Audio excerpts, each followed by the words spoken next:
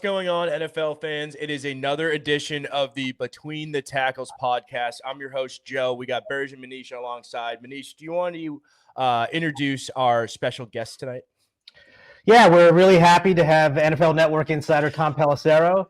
You can see Tom on a million platforms, but I highly encourage you to watch him every Tuesday, Wednesday, and Friday on the Insider Show on the NFL Network, 7 p.m. Eastern Time, with a cast of thousands. Many times Ian Rappaport, Mike Garafolo, and with all apologies to Ian, Tom by far has the best hair on the show. So congratulations on that, Tom.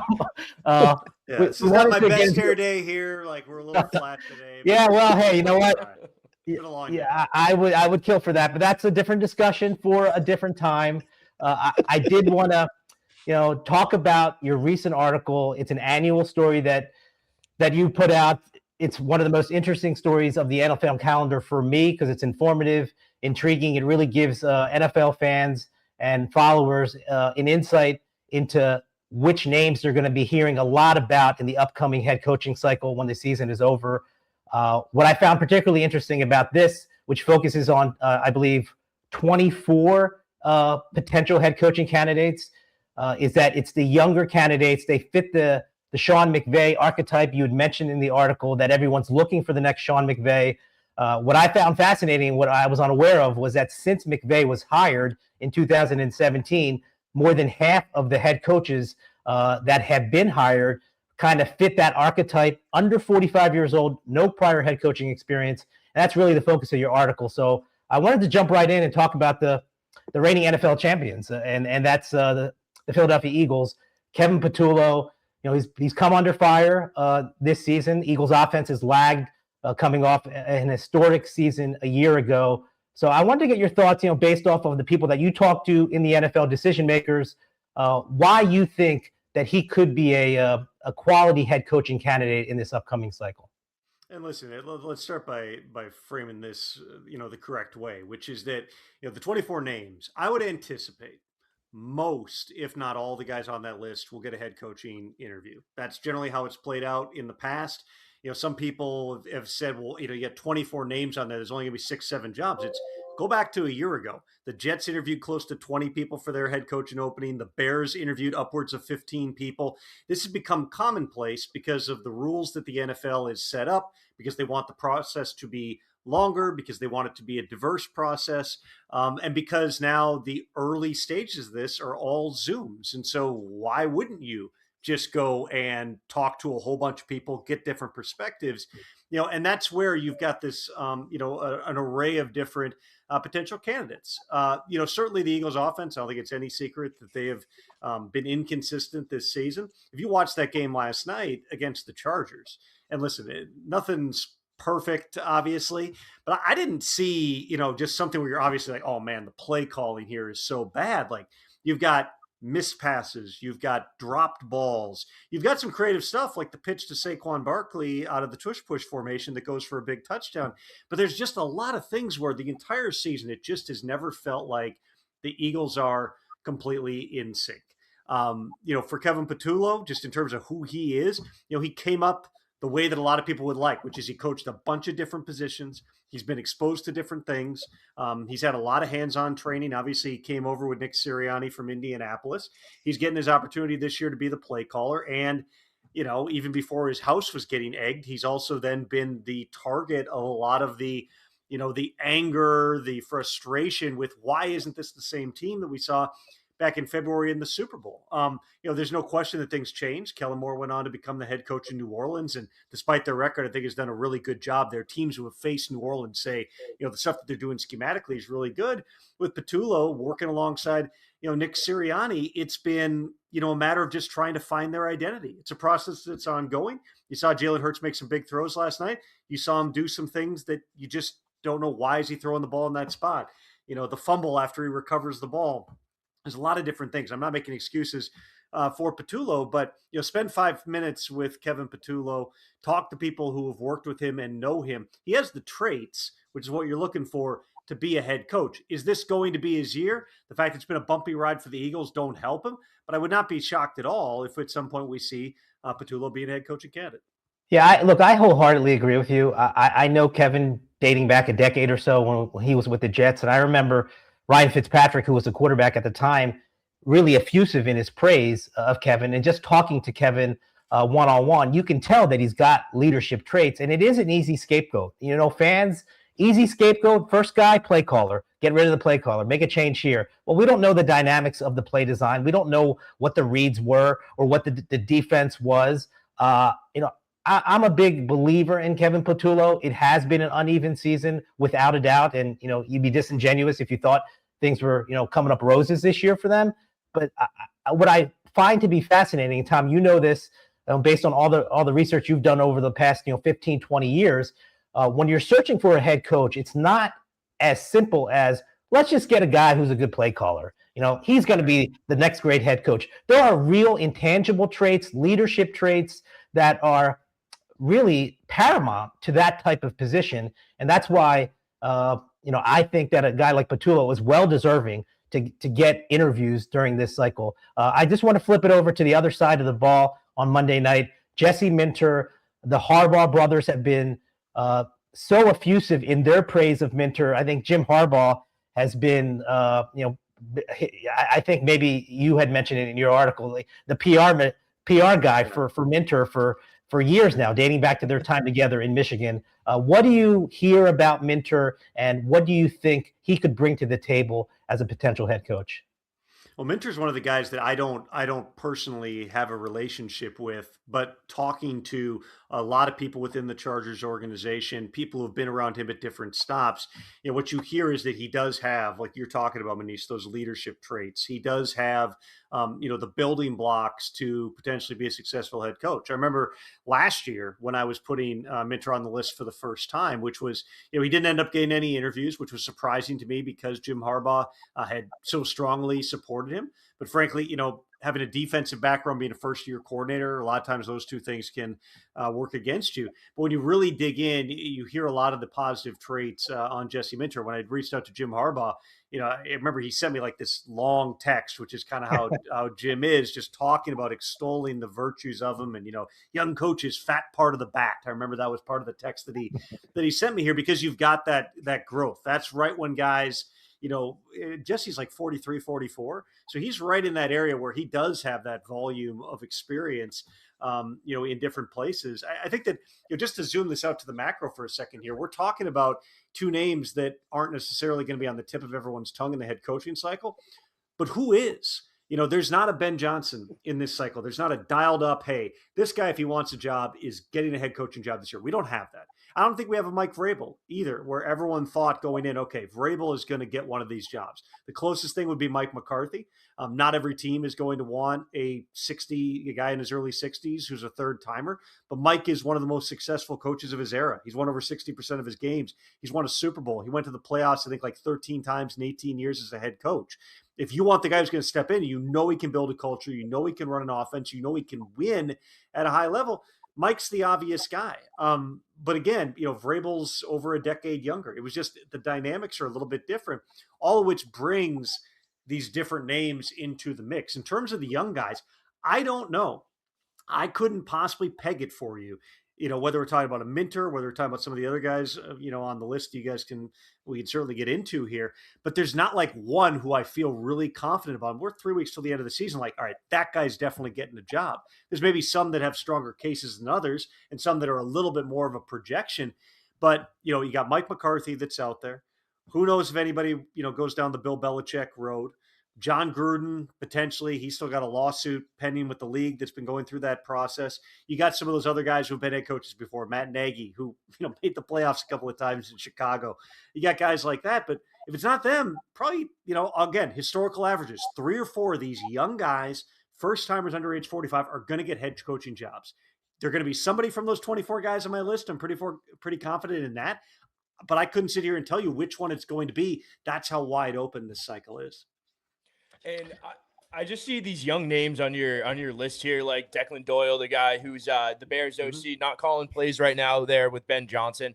And then I know you'll get into it later. The other young guys on the list, Manish. But it just seems like, do you feel like there's a push towards going younger to connect with the younger athlete? Or are these owners just looking for somebody who may be more like cost controlled and have like a longer, I guess, tenure with the team? Well, you go back to when Sean McVay was hired, and that was an outlier at the time. Yes, there'd been a lot of coaches, who had gotten jobs in their late 30s, early 40s. Sean was 30. He had a really unique background because he had grown up in it. Because he had been an offensive coordinator at, I want to say, 26 years old. He'd already called plays. Like his resume was completely unique.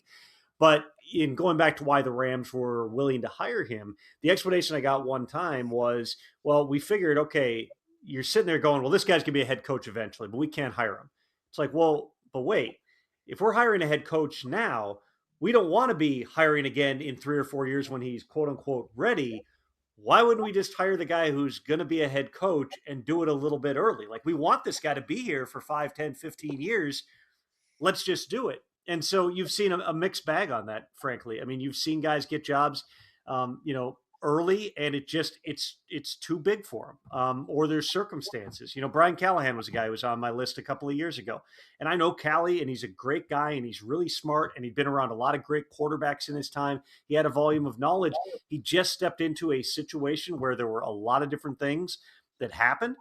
Certainly, some of it was on him. Not all of it was on him. And a year and a half later, the Titans are pulling the plug. Ideally, if you're going to hire that young coach, you got to be willing to give him some runway. Kellen Moore is going to win 3 or 4 games this year. There's no way in my mind, and I don't anticipate it, that you should even be thinking about, well, should we fire Kellen Moore right now? Is this not good enough? No, he's taking over a team that's not very good roster-wise and is starting, this coterie of different quarterbacks. You've got to place guys into the right situation. I do think that, even more so than the connecting, because the best coaches, if you hire Mike McCarthy, he knows how to connect with young players. There's plenty of those guys. Aaron Glenn has no problem connecting to this generation of players, but it's more so about, the juice and the progressive upside that you have when you have a young head coach who can grow along with the team. There's some places that are just not set up for those guys to have success. But like you mentioned, a Declan Doyle, he's 29. Okay. Is he going to get a head coaching job this year? I would, if I had to guess right now, I would say it's probably a little bit too soon. But are people going to call a guy who's been in the room with Ben Johnson this past year, who was in the room with Sean Payton for several years prior to that, who has been with different staffs, knows these different things? Everyone's going to want to know what Ben Johnson's doing in Chicago. And Declan, because he's coached the position, he was the tight ends coach in Denver, gets the OC job. Like, he's had a lot of hands-on experience. It's not the wildest thing in the world to say that somebody goes, you know what? This guy's probably going to be a dude in a few years. Like, let's just hire him right now. I think at minimum that gets Declan Doyle in the door of some places after the season. Every team is going to have its own criteria. If your criteria is a bright, young, offensive mind who is going to get better and better and can grow with a young football team, that background might appeal to you. Yeah, going from Sean Payton then into Ben Johnson's offense is a pretty decent start to your career.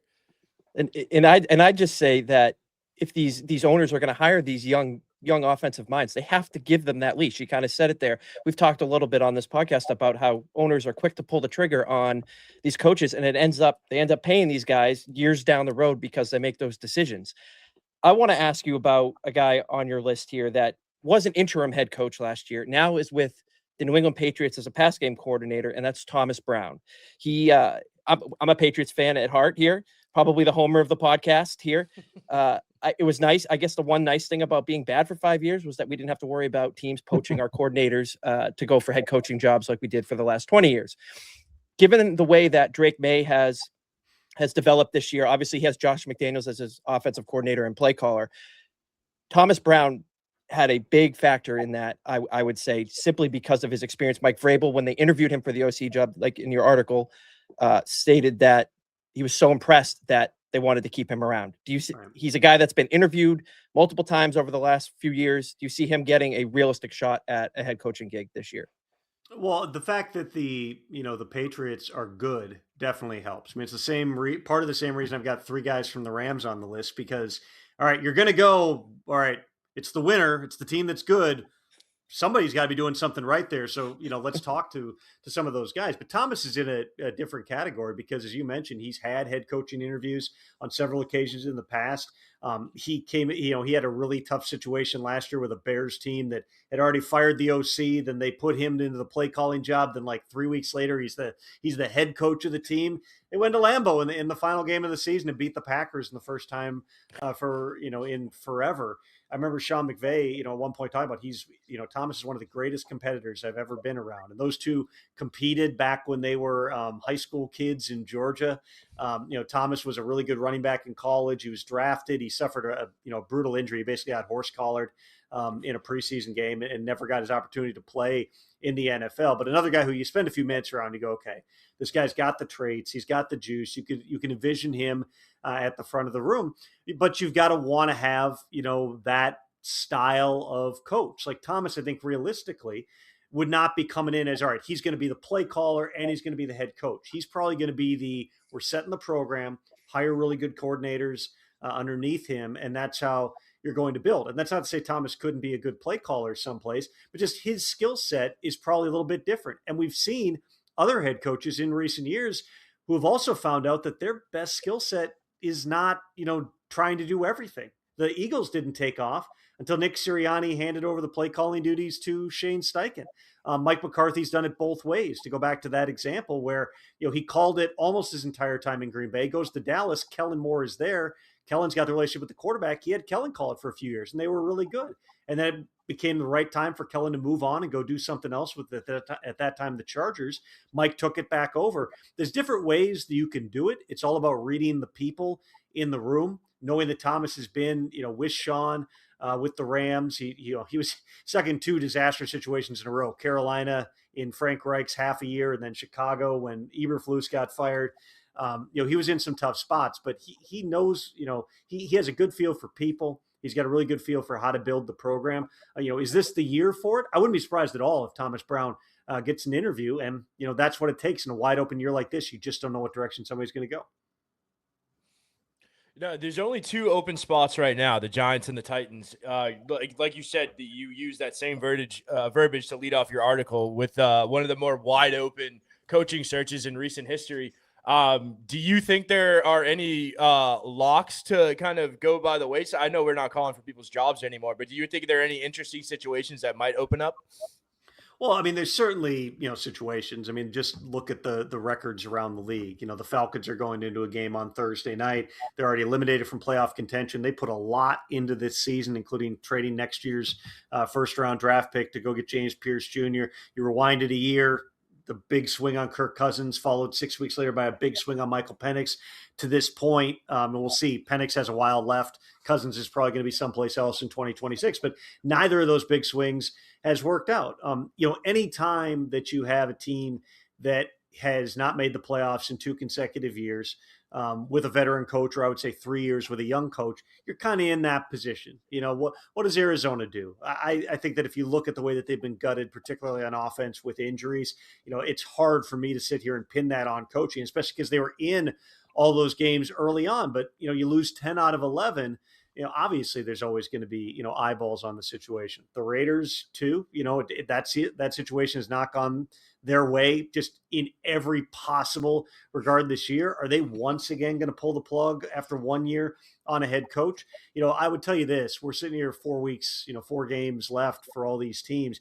There's a lot of places that still, even though it shouldn't be recency bias and it shouldn't be the small sample size, 1 win shouldn't change things, but it will. It's about how do teams finish in these final 4 games. Are guys still playing hard? Does it unravel? There are plenty of times where we think a coach is safe at this time with 4 weeks to go, and by the time it's over, they're fired. Everyone in the world seemed to be talking about Mike McDaniel earlier this year when the Dolphins are 1-6, I think they were, about when is he getting fired? Is he getting fired after they lose in Cleveland? They're now 6-7. They're playing the Steelers for potentially staying in the hunt for a playoff spot. That's where there's sometimes a rush to judgment. And obviously, we had the two moves earlier. Tough spot for Brian Callahan with a team that's very much in a rebuild mode and a rookie quarterback. The results just weren't good enough. They felt like they were going to make the move at the end of the year anyway. They wanted to not conduct a coaching search behind Callie's back. And that's too bad for Brian, but it is what it is. And then with the Giants, it was year 4 of Dable, and they had started 2-9 3 consecutive seasons. When that happens, I think that's kind of one of the things that people need to understand is you come to these conclusions. There are plenty of teams that have not made up their minds yet. But if you do decide by October, November, like we're moving on anyway, then at that point, if you feel like you can still stabilize things and have someone who steps in on an interim basis and just kind of keep things from devolving into chaos, then there are some advantages to let's not be making calls. And then the head coach that we still employ is finding out we're making calls on guys. Let's just clean break it. And we'll see again in these final 4 weeks, does anybody else decide, even if it's a week or two, just to get a jump start and maybe interview some of these guys who are out of work, which is how the ball got rolling as quickly as it did on Vrabel last year. Tom, along those lines, I find the AFC North to be fascinating because I could see a world where all 4 of those coaches are back next year. There's actually a world where none of those 4 coaches are back next year. Now, I don't think John Harbaugh is going anywhere, but I wouldn't entirely rule it out. But we've already heard Steelers fans talking about their disdain toward Mike Tomlin, who is one of the top handful of best coaches of this generation, as is Harbaugh. Zach Taylor, not his fault that Burrow repeatedly gets injured, but the reality is that they have underperformed in recent years. And even Kevin Stefanski, 2-time coach of the year, but where are the Browns headed? So I just wanted to get your thoughts on the dynamics in that division and what potentially could happen in a few weeks. The common thread, Manish, is it's been a disappointing season to varying degrees for all those teams. The Steelers right now are the team. Somebody's going to win the division. Okay, start there.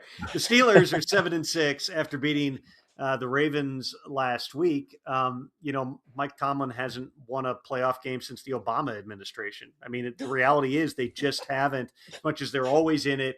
They always have a winning record. They haven't been able to go, further than that in, 8-9 years here. But at the same time, you also can say Mike Tomlin hasn't had the quarterback since Ben Roethlisberger, even before Ben retired. For several years at the end with Ben, it was his arm was kind of going, the body wasn't quite the same. He wasn't the same player at that point. They took a swing with Kenny Pickett. Variety of reasons it didn't work out. Then they've been in this cycle of the different veterans with, Russ and Fields last year, now Aaron Rodgers. We'll see. I mean, who knows? They could run the table. They could go 11-6, host the playoff game, maybe advance in the playoffs, and all this goes away. I would tell you, Mike Tomlin's not getting fired. That would shock me. And I don't think that there's any other scenarios that exist unless Mike Tomlin goes to Art Rooney and says, I want to be someplace else, instead of coaching a 20th year in Pittsburgh. They've not come to that point. We have this discussion every year for like 5 years running about Mike Tomlin. But unless he goes to Art Rooney and just says, I want to do something different, there's no reason to believe that he's not going to be still the coach in 2026. With the Ravens, John Harbaugh got an extension last year. You're right that at 6-7, he's been there a long time. John got there in 2008, so this is year 18 for him.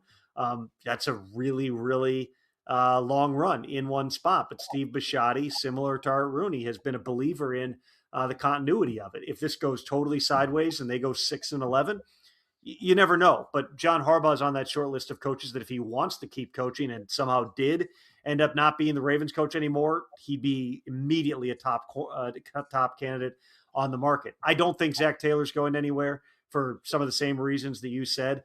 Also, the Bengals just don't fire coaches. Marvin Lewis coached out his contract like 2 or 3 times. Zach's got 1 year left on his deal. They may well just say, coach out your deal. Not because like this season was underwhelming, but more so just how they do business. We'll see exactly how that plays out with Zach, but I don't see him not being in Cincinnati. And then with Cleveland, it's just been a roller coaster ride. They've been to the playoffs twice. Kevin's been, I think, really highly of Kevin Stefanski, 2-time coach of the year, as you mentioned. But they've, when it's gone bad, it's been pretty bad. This is a team this year that you would have liked to see win more games, but also you go into training camp and your quarterback room is Flacco, Pickett, Dylan Gabriel, and Shedeur Sanders, plus an injured Deshaun Watson.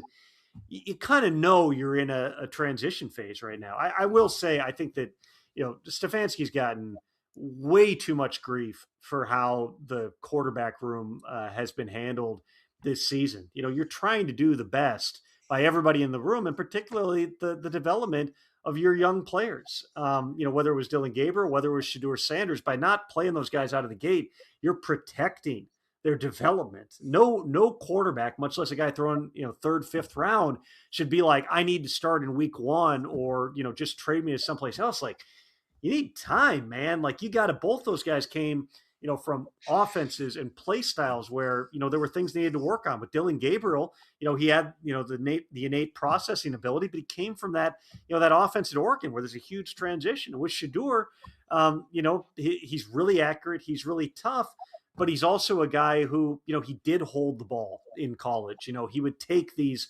long extended sacks, and you still see a little of that on Sundays. You also see some really good things from Shedeur. I thought he played well in that game on Sunday, but he still made mistakes. Like, that's part of the process here. Letting the rookies be rookies is important. That rookie class in Cleveland, if there's one thing for Andrew Berry and Kevin Stefanski to latch onto, it's that entire group: Mason Graham, Carson Schlesinger, the 2 running backs, including Quinshawn Judkins, Harold Fannin Jr., who's like the number 6 fantasy tight end this year.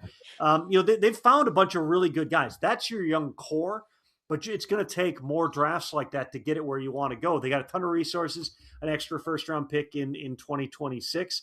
Do they anticipate that this is the regime to be able to guide that next phase in the rebuild? That's going to guide the decision-making in Cleveland right now. But Kevin's another guy who, in the world where he becomes available, if he wants to coach, he will be a top candidate again. Yeah. Manish, you had one more question about a young guy. Do you want to sneak that in there? Yeah, this is particularly fascinating for me because Davis Webb is on your list. He's 30 years old, very much the same age as Sean McVay was when the Rams hired him, just shy of his 31st birthday. Davis turns 31 in January. Learning from Sean Payton, as you pointed out in your article, Payton allowed Davis Webb to call a preseason game this year. I remember covering Davis in New York toward the tail end of his career, and you could get a sense, this, Tom, being a beat reporter before you became a national insider. When you talk to different players, you get a sense, this guy is really smart, not just football smart, with all due respect to that term, but just a really intelligent guy, which you can envision becoming a coach at some point. So, when he went into coaching after his career was over, it didn't surprise me. And now that, his name is amongst this collection of people under 45 or under 40 to potentially be in the mix for a head coaching job is really fascinating to me because, again, 10 years ago, when he was, fresh out of college, a few years out of college, you could get a sense that this guy really had a good head on his shoulders. So when you talk to people around the league, what are their impressions about Davis Webb and what he potentially could be as a head coach at some point down the line? Davis Webb's on the fast track, and that does not surprise anybody that he's encountered. He was in the 2017 draft, which was also the Patrick Mahomes, Deshaun Watson, Mitch Trubisky. It was that draft. Davis ended up going in the 3rd round. But you remember, he was at Texas Tech until a guy named Mahomes showed up, took the job, and then Davis transferred to Cal for his final college season. I did stories. I went down to Texas and did stories on Mahomes and Davis Webb when I was working for USA Today that year. And I was sitting in Davis, his parents' living room, and we were talking. And you're right, Manish. The moment you talk to him, you're like, okay, this guy's he's really, really sharp. So he pulls out this playbook that he's been putting together. I can't remember exactly what he said, but it was like since the 7th grade or something. He was drawing up his own playbook, and he was so transparent about like what his goals were. He's like, yeah, I'm excited and I want to play, 5-10 years in the NFL, and that'll help me, build my resume to be a coach. He was basically being like, yeah, I know that I'm probably not going to be a superstar player, but I can be good enough to soak everything up and then, go right into what his real passion was, which was coaching. I believe his dad was a coach. And so like he had that in his blood and he wanted to do it. And then so when remember, he was on the Giants, I think, his final year, and then like immediately got hired as a quarterbacks coach. It was like, yeah, this all tracks perfectly here. He's going to be a head coach in the NFL. There's no doubt about it.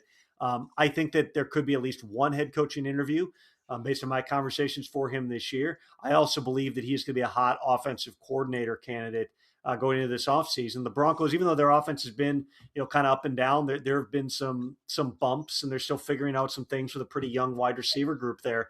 But the work that he's done with Bo Nix and helping him continue to grow as a player, and the moment that Davis, again, when he gets in the room, he's going to be really impressive. So, just talking to candidates too, especially, guys who might be a little bit older, that's a name that always comes up because you want to have balance on your staff. If you're going to be an older head coach, have the up and coming guy who comes from a different type of a system that can run that offense. I think Davis he's a fascinating guy. I don't know if it's this year, but sometime in the next 3 to 5 years, I fully anticipate we're going to be talking about him as head coach.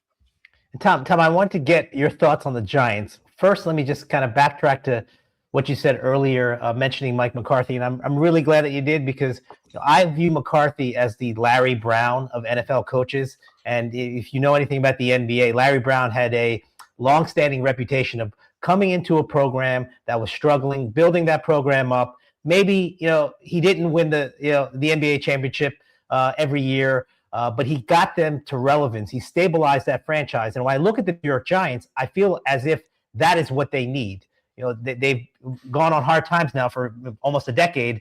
And a guy like McCarthy, age notwithstanding, has a long-standing record of just being a winner. And I know I'm oversimplifying it. He's also a champion, by the way. But beyond that, I thought he did some terrific things with the Cowboys. And maybe that had run its course. I don't know.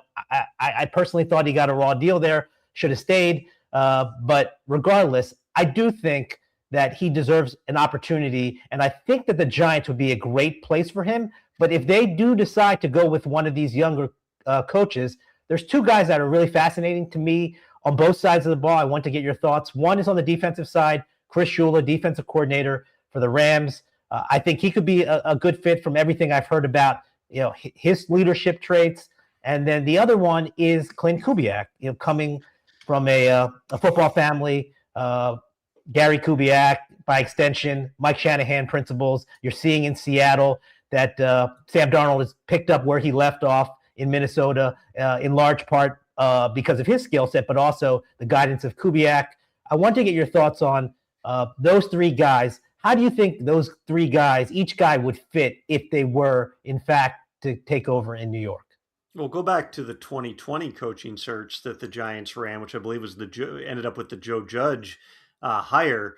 Mike McCarthy was also a strong candidate for that job. And in fact, the story that I had heard at the time was when Mike went to Dallas, and Dallas had run a pretty quick search. They interviewed, I think they interviewed Marvin Lewis, Ron Rivera, and Mike McCarthy. And Mike was down there, having drinks with Jerry and doing, the whole Cowboys thing. And the Giants realized that Mike was probably not going to get out of there. They were calling and trying to get him on a plane to go up there to the Giants. So there's a parallel universe where, Jerry and Mike aren't out all night and eventually he's the head coach. At least in Jerry's telling, that's what he says. And he ends up being the coach of the Giants, and who knows, where everything goes from there. So there is a long history, John Mara, who, certainly we're all, keeping him in our prayers. John's a nice man. I've always enjoyed being around him, battling something very serious right now. But, John was a part of that search.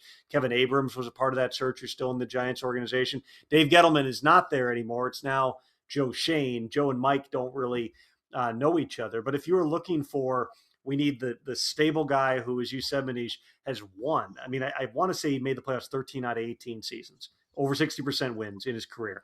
He's won a Super Bowl. And it was not just because, as people like to say, he had Favre and he had Rodgers. It's Favre wasn't playing well until Mike got there. And then year two, they go to the NFC Championship game with a 37-year-old Brett Favre. Aaron Rodgers was a developmental guy who had looked terrible in his first preseason. Then Mike got him in the QB school. Aaron deserves a ton of credit, but Mike had a role in that as well, of developing him moving forward. So you're right, Mike with Jackson Dart, I can absolutely see that, especially if Mike balances out the staff in terms of having some young guys out there with him, maybe a Davis Webb as an offensive coordinator. I could absolutely see that making sense. If they go the young direction, and for the Giants, the question is, are they willing to do that after several of their recent hires, not Pat Shurmur, but all the other recent hires, they've been first timers. Do you feel like that's a risk? My understanding is they are open to everything. It's not you have to have experience, you have to be offense, you have to be defense, anything like that. They feel like the roster is set up in such a way that, hey, if you're an offensive guy, you're going to be excited about Jackson Dart and Malik Neighbors and the 2 running backs and Andrew Thomas when he's healthy. And Theo Johnson, did some good things at tight end. If you're a defensive guy, well, you got 3 pass rushers and you've got the corner and you've got the safety that they signed from Miami. Like, you've got building blocks on both sides. For Chris Shula, it's funny you mentioned 2 well-known NFL names. Chris Shula, the grandson of Don Shula. I mean, he's a dude. Of the 3 guys that I had on that list from the Rams, Mike LaFleur, Nate Scheelhaus, who's another really young guy who I think is intriguing and will get he had offensive coordinator interviews last year. Wouldn't shock me if he's in that mix again, maybe even a head coaching interview. But Shula's the one who's probably the closest when you talk to people, just in terms of the presence. He's been very sharp. He's got a really good defense. Yes, if you are in that boat of we're willing to hire a defensive background guy and then have to have a really good plan for offense, I do think that Shula's a real candidate this year. And then with Clint, Clint's been, I think, on 5 teams in 5 years. He's been in some tough spots. He was calling it at the end in Minnesota with Mike Zimmer. Last year he was in New Orleans, and they did some good stuff down the stretch. Now he's in Seattle, where they're performing at a really high level.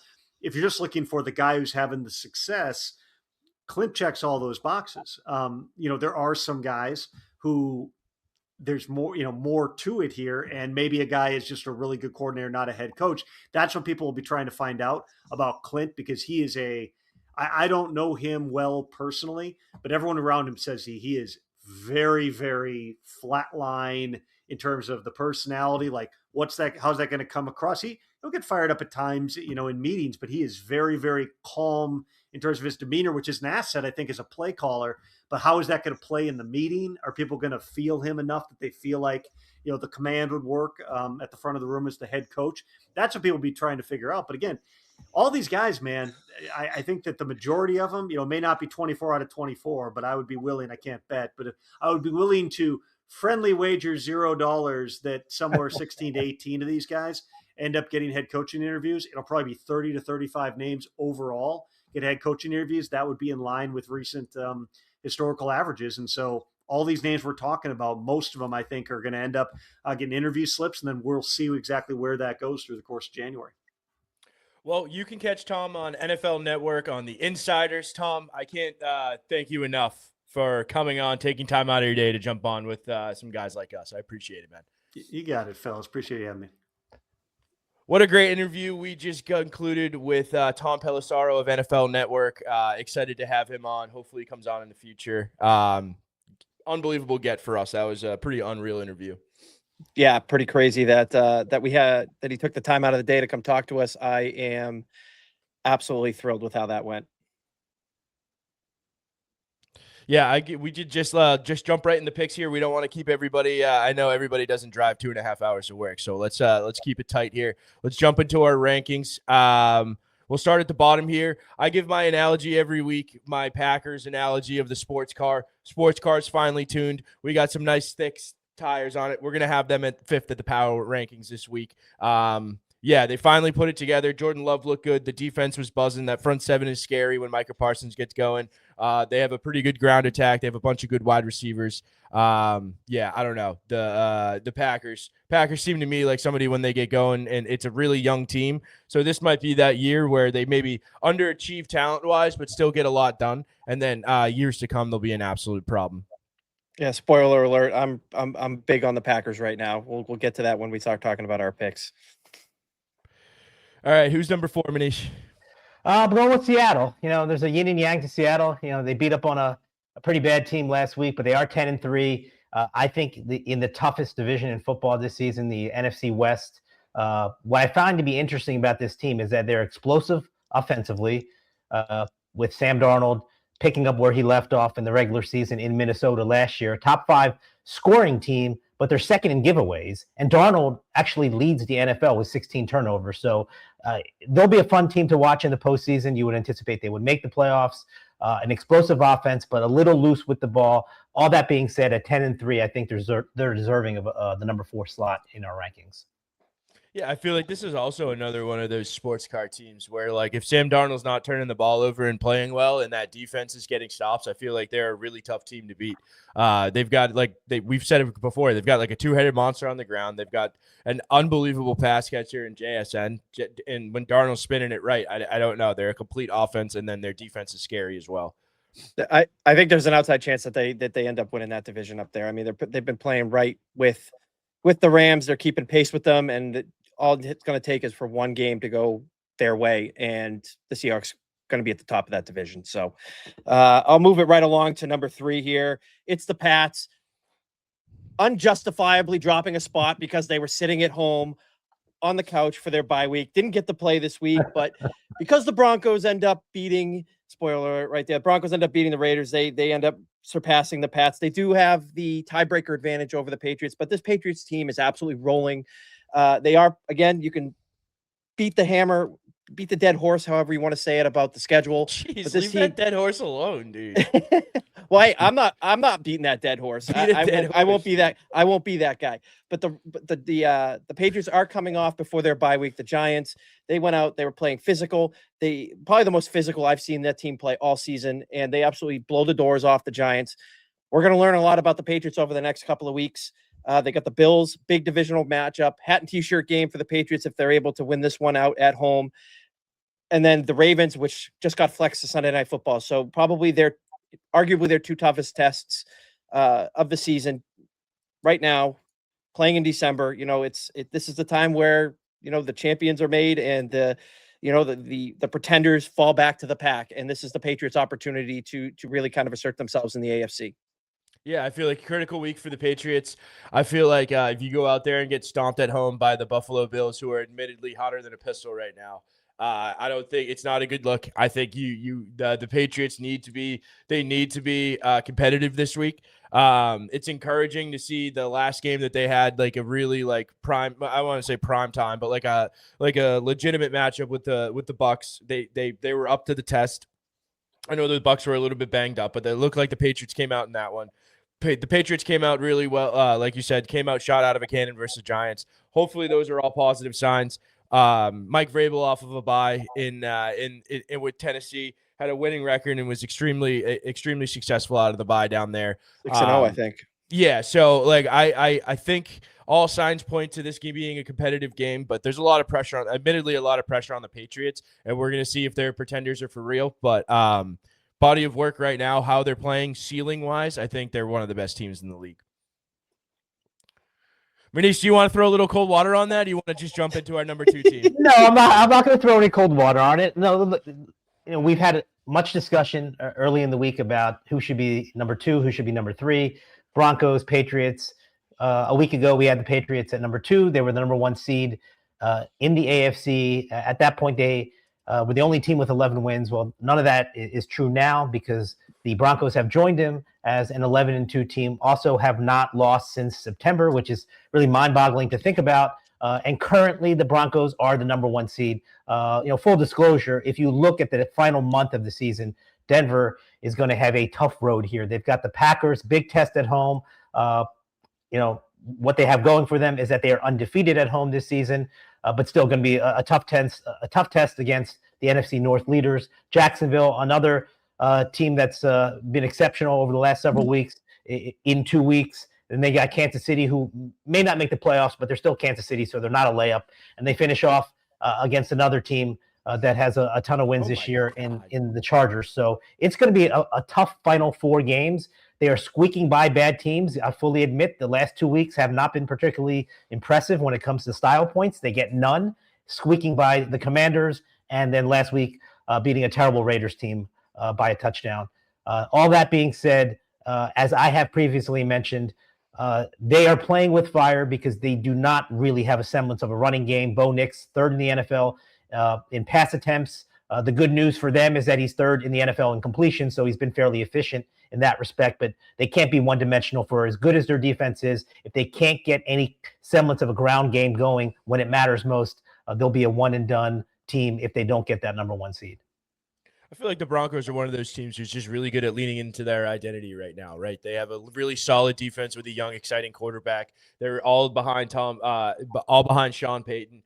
And I even though I don't like necessarily like who cares about like who would jump to, but the Broncos are a top 3 team in the NFL. They have the best. If you picked any any 2 units in the NFL, like top tier units, you're probably picking the Rams offense and the Broncos defense. Like that would be the super team in the NFL this year. So I think the Broncos are going to ride that defense as long as they can take them. I think the Broncos' success in the playoff really banks on getting that first round bye in a home game in the divisional round.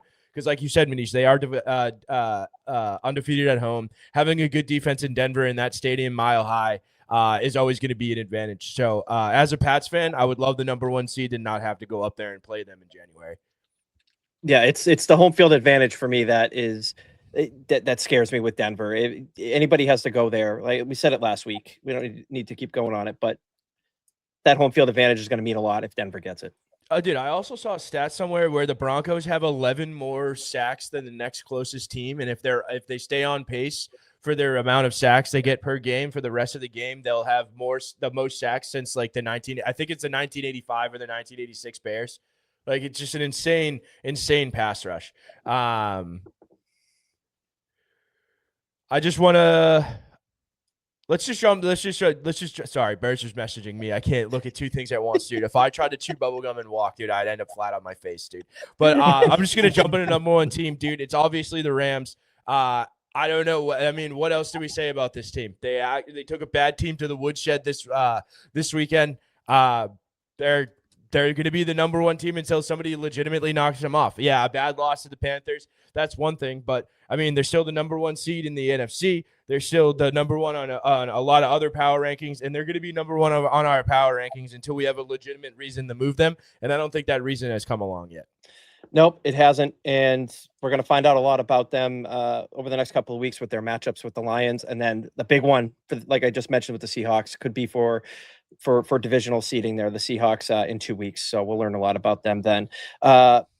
Just to mention a couple teams, honorable mention before we get off the Rams, I will say, as a noted Drake May underwear wearing homer, Matt Stafford put himself right back squarely in the MVP race. I think he's probably the front runner now. 281 yards, 3 touchdowns, 0 interceptions. He's had, I think, with those 2 interceptions last week, I think it's just like fucking 30-something touchdowns and hold on, it's right here. 35 touchdowns and 4 interceptions. That's an absolutely absurd touchdown to interception ratio. Absolutely. Righted the ship very well after that tough loss. The honorable mention teams that probably could be seen in these rankings that we have this week are the Buffalo Bills, obviously, the Jacksonville Jaguars, who now sit atop the AFC South, and in my opinion, the most dangerous team right now in the AFC, and that's the Houston Texans. I think we're going to be seeing them on these rankings very soon. Let's move it into the pick segment here. Real quick, honorable mention team. Colts signed 44-year-old Phillip Rivers today. Dude, he's on the Hall of Fame ballot, and he got signed today. It's just unbelievable. It's wild. Now it's time to go into all of our picks for last week. Last week was a very interesting week for the picks here. Current standings where we sit right now through 14 weeks of the NFL season. Manish 17-24-1. Joe 19-22-1. It's so bad. And Burge 23-19. All right, I'm just gonna get right into my picks here. I'm gonna start with the Green Bay Packers minus 2.5 against the Broncos. We just talked quite a bit about both of these teams in our ranking segment there. Green Bay, when I'm going to use Joe's analogy, when that car is firing on all cylinders, they can play with anybody out there. Denver's offense, to me, this is the game I feel like we're going to see that offense hold them back. I feel like that the Green Bay is going to put up points in this game. Still going to be close. I don't think Denver's going to be able to hold them where they've held teams consistently throughout the season, just based on, Green Bay's kind of asserting themselves in that NFC North there. So Green Bay minus 2.5. My next pick. Massive Packers fans this weekend. I think that's. Oh, I think that's that goes without saying. Second pick. I'm taking the Miami Dolphins plus 4.5. They are playing against the Pittsburgh Steelers on Monday Night Football. I don't know what's going on down there in South Florida, but Mike McDaniel has this team playing outstanding over the last four weeks or so. The Miami Dolphins on a 4-game winning streak. Their defense has not given up more than 17 points in that span. And we've talked a lot on this podcast about the Steelers and what we think about them. I don't think any of us thought that they were going to beat the Ravens last week. I think it says a little bit more about the Ravens than it does about the Steelers. The Steelers couldn't run the ball at all last week against the Ravens. They come out of there with a win. The Dolphins, surprisingly, are still fighting for their playoff spot. Outside chance, very low percentage chance, but they still are alive, courtesy of their 4-game win streak. I like them with the points here. The Steelers still, I've been a hater of the Steelers all season. So I'm going to stay with that, with the pick here, Miami plus 4.5. And my lock of the week, I'm taking the Carolina Panthers minus 2.5 on the road against New Orleans. Carolina. I can't believe you're going to make the good people of this podcast watch that damn game, dude. Hey, it is what it is, man. Carolina, they have surprised me quite a bit over the last month. Surprisingly, right now, they are right in the thick of that divisional race. The Tampa Bay Bucks trending down, Carolina Panthers trending up. If you told me that at the beginning of the season, especially when Baker was playing at an elite level and that team was firing on all cylinders atop our power rankings and all that, I would have laughed. But suddenly they're there. Bryce Young's playing well, defense playing well. New Orleans is coming off a massive win last week against the Bucks, a team that, again, trending down. New Orleans really doesn't have a whole heck of a lot to play for. Quarterback carousel, everything there. I think that they, quote unquote, New Orleans Super Bowl was last week, and I don't see them, beating a divisional opponent 2 weeks in a row. So my lock of the week is Carolina minus 2.5. Manish, go.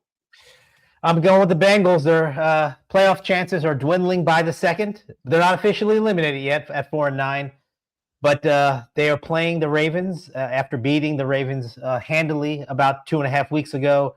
I don't know what's going on with Baltimore. I don't know what's going on with Lamar. He does not look anywhere close to how he has looked the last couple seasons. At 6-7, crushing loss to the Steelers. They get the Steelers at the end of the season again. Maybe that game matters. Maybe it doesn't. But what I do know is that Joe Burrow will light up the Ravens again. Tough loss for Cincinnati in the snow at Buffalo. A couple critical mistakes in the fourth quarter, but I just don't think the Ravens have any juice left. I think they're a team that's sputtering. I don't think they will right the ship. Give me the points with the Bengals. Who knows if T. Higgins will play after he had a monster game, but suffered another concussion evidently. But either way, they got Burrow. They got Chase, and they're getting points. So give me the 2.5 in Cincinnati. The second game I'm going against Burge has become a recent theme. I am taking the Broncos. Home dogs, 11-2, currently the number 1 seed, as earlier mentioned, in the AFC, getting points. I know the Packers are playing well, coming off that win against the Bears, but the Broncos are 6-0 at home. And the Packers, for as good as their defense is, they're stingy in terms of allowing points and yards, but they are 25th in takeaways, only 11 turnovers. That's hard to imagine. They're not as opportunistic as you may think on the surface, just given how stingy the yards and points are. I just like Denver at home. If this game were in Green Bay, I probably would go the other way. But this is a team that, again, has not lost since September. They don't win handily outside of a couple games. So it'll be a white knuckler, but give me Denver at home getting the points. It's too hard to stay away from a team that's 11-2 getting points at home.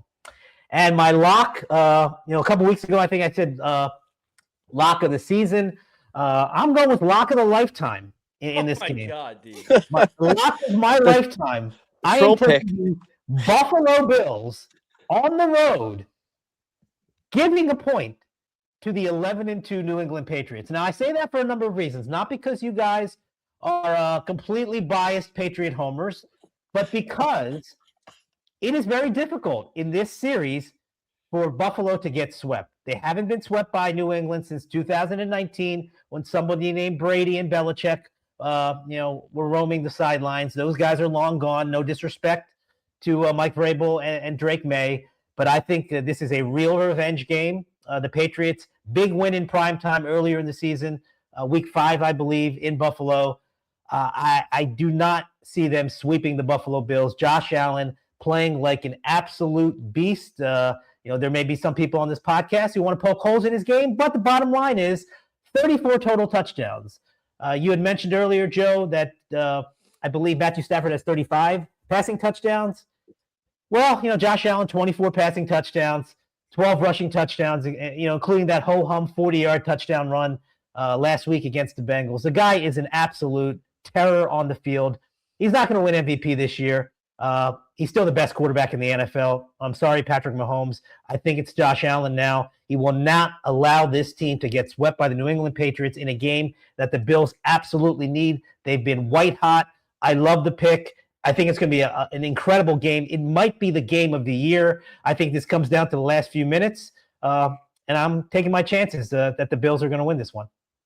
Lock it Let me just get into wait, is that all your three? That's your three, right? That's your lock? My three. All right, so I'm going to start out with taking the MF and home dog of the week, the hungry mother effing dog of the week. I can hear it barking all the way down the street. Can somebody put that dog inside? I can hear it barking from over here. Give me the Patriots plus 1.5 at home. Josh Allen is absolutely... Wait, plus one. I've got it at plus 1.5 on DK right now, live line. Right. The official betting website of this podcast has been BetMGM, so we're going with plus one. Doesn't take any wind out of my sails whatsoever, dude. I'll be taking Patriots money line in my own betting on the couch this weekend. I think, Manish, you're completely right. He's an absolute monster. 24 touchdowns through the air, 12 on the ground. He's been going off these last couple of weeks. 6 touchdowns a couple of weeks ago. That 40-yard run in the comeback versus the Bengals last week. There's enough the Bills are hotter than a pistol. I think the one thing that you said that piqued my interest is he is not going to let this team lose. And I agree. Best players in the league, the best players in leagues, in sports, MVPs, they raise their team to another level. I think the one Achilles heel in Josh Allen still in his game is that he tries to do too much. And if he tries to do too much and turns the ball over versus the Patriots on Sunday, he's going to have a really tough time covering that point in Foxborough. Is it an emotional pick? Did I think long and hard on my ride home about making it my lock and just going full homer? Yeah, I did. But I think picking against Manish here to try to get a little positioning at the end of the season and riding with my boys is something I'm fully willing and able to do this weekend. But yeah, I don't feel great about this pick. I would love if it was closer to a field goal. If we're being totally honest, I would love it at like 2.5. But I think this is one of those lines that's probably going to move when we get closer to game time, because I think, Manish, you probably got -1 at like -105, -108, and then I've got -1.5 or plus 1.5 at -120. So there's got to be some kind of price correction in the market at some point. I don't know what the hell is going to happen with this game. It smells like a stinky line. It just smells like a stinky line to me. Something weird's coming in this game. I could just feel it, but hopefully the Pats will be on the better side of that, covering 1.5. Next game, I have the Chargers plus 4.5 on the road versus KC. KC's coming apart at the seams here. The Chargers getting 4.5 points in Arrowhead. KC's been sneaking these games out. They've been eking these games out. So I'm going to take the Chargers plus the points. The Chargers are vying for a playoff spot. They're trying to stay relevant in the wild card race here, and they're directly competing with KC, their divisional opponent. So I feel like this is going to be a close matchup regardless. I like the Chargers to win this game outright, so taking 4.5 points was easy for me. And then for my mortal lock of the week, and I've decided, just like Manish is going over the top, but lock of the century, I think we might have had a lock of the millennia at some point as well. But we did. If I lose a lock of the week until the end of the year, my dog will be making the picks for the rest of the year. And then if I lose my week 18 lock, my dog will be picking all of my September picks for next year. And if I don't go at least 500 in September next year, he will keep picking until he goes 5. Let's go, Farley. So yeah, give me the Rams minus 5.5 at home versus the Lions. I think the Lions got right versus a terrible Cowboys defense last week. I think the Rams are a lot different story, a lot more put together. I think traveling to LA and playing in the Rams stadium there is going to be a tough task. I think the Rams will be able to cover 5.5 points. I think they're lagging right now. And I think there's something to be said that they still need to keep winning to have the number 1 seed and to win their division with the Seahawks pushing them. So maybe in this spot, if they had a 1 or 2 game lead, maybe they take their foot off the gas. But with a team like the Lions coming in, a team like the Seahawks pushing them in the conference and the division, I don't think there's any way a McVay team falls asleep at the wheel in this game and they get out of this game covering 5.5. There it is. My dog better be good at gambling, dude. I want Farley picks. I wanted it when you made that bet a couple weeks ago. I want it now. I want it now. The official bet is Go Lions. If this bet or any of the other bets lose, this week, next week, and the week after, it will be the next week Farley makes a pick. But if I lose 18, it'll be September of next year, and I will not take back my lock of the week from Farley until he goes at least 500 in 1 month. That is the official podcast bet. Throw in an ayahuasca. Can't wait. Can't wait. If I go 0-4, I'll go in the ayahuasca hut or something. I don't know. Oh boy. I got 3 fantasy picks for this week. It's fantasy playoff time, guys. I don't know if your teams are good enough to make the playoffs, but if you are and you're completely desperate, I have to put that disclaimer out there. The first guy I'm going to mention is somebody that Tom mentioned earlier. Harold Fadden Jr. Seems like he's got a little connection with Shedeur Sanders. 11 targets last week, over 100 yards. They're playing the Bears this week. I don't anticipate that type of return, but I think that Fadden, who played well with Joe Flacco earlier in the season, can be a viable guy you can put in your lineup. A couple other running backs, again, bottom of the barrel stuff. Chris Rodriguez is now the lead running back for the Commanders. They're playing the Giants, who stink. Maybe it's worth a shot if you've got some injuries. And finally, Blake Corum. I know that Kyron Williams is the lead dog there, but the Rams are blowing teams out, and Blake Corum's getting his touches. You never know; he could get another 100-yard touchdown game like he did a week ago. Corum, Rodriguez, Fadden, fantasy playoffs. You know, if you need any of these guys, you're probably in trouble. But you never know with Fadden. I think Fadden's the guy to keep an eye on. And finally, I would like to say thanks again. For Tom Pelissero joining us, terrific guest, the hardest working guy in NFL media. The guys I've been around over the last 20 years. Incredible work ethic, one of the most genuinely nice people in the industry. And check out his 24 young coaches to know in the upcoming head coaching cycle on NFL.com. You can check out Tom also on the Insider Show, a terrific show that brings his reporting and other reporting from the network to life. Tom is on Tuesdays, Wednesdays, and Fridays, 7 p.m. Eastern, with a host of other great reporters. Terrific show. I encourage you to read this article because we're going to find out and hear a lot of these names over the next several weeks when Black Monday comes and some of these head coaching openings come to light. We're going to share it on the X feed. So right when this episode drops, it'll be on the X feed. That's where you can find it. Yeah, if you like good hair too, tune into the YouTube. But yeah. That has been another episode of the Between the Tackles podcast. We're going to get out of here. We're going to see you on Monday. Goodbye.